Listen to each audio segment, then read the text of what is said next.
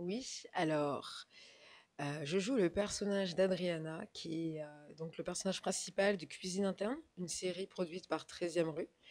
Et donc, c'est l'histoire d'une jeune chef qui est passionnée par la cuisine, qui a sacrifié beaucoup de choses au niveau familial, au niveau personnel, qui a fait des grandes écoles de cuisine et qui enfin ouvre son restaurant, le Ballast, et qui va se retrouver face à des difficultés parce elle s'est associée avec les mauvaises personnes, mais elle va découvrir chez elle une force insoupçonnée et un côté sombre afin de sauver son restaurant.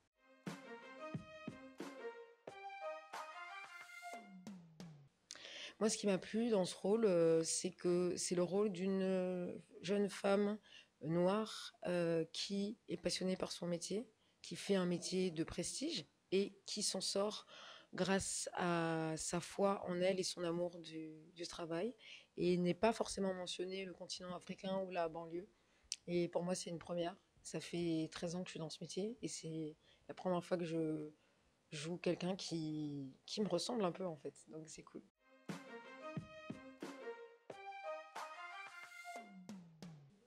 Oui, on parle de couleur, mais il y a également le problème du genre, c'est-à-dire qu'en France, de manière historique, c'est un métier qui est prestigieux pour les hommes, mais qui est banal et limite obligé pour les femmes, euh, qui est associé au foyer. Et donc, moi, j'étais heureuse de jouer le rôle d'une chef parce que c'est un milieu que je ne connais pas du tout. Et effectivement, après avoir fini cette série, j'ai vraiment réalisé que le sujet de la représentation à l'écran, que ce soit pour les femmes ou les personnes non blanches, on est en train d'avancer dans le bon sens. Donc c'est super.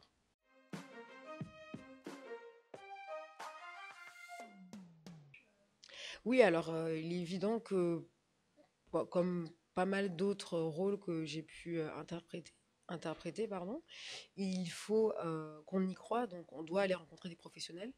Et donc, les autres acteurs et moi-même, on a été faire un petit tour dans une école hôtelière. Moi, j'ai pris des cours privés avec la chef Anto, qui a d'ailleurs élaboré une grande partie des menus qu'on peut découvrir dans la série. Et c'était indispensable pour que le personnage d'Adriana prenne forme.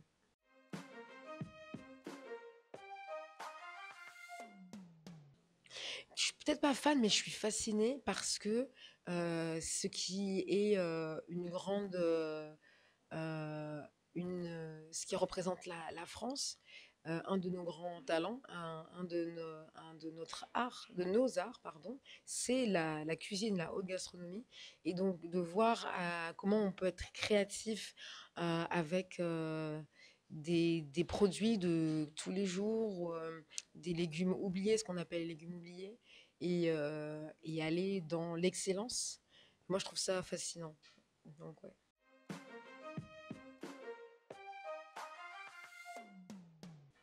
Moi, j'espère que euh, c'est un peu méchant de dire ça pour Adriana. Peut-être qu'il y aura encore d'autres obstacles à franchir. Et comme c'est quelqu'un qui est très résistant et qui est surprenant, j'ai peut-être envie de voir qu'est-ce qui va lui arriver d'autre et voir comment elle va s'en sortir avec sa nouvelle personnalité, du coup.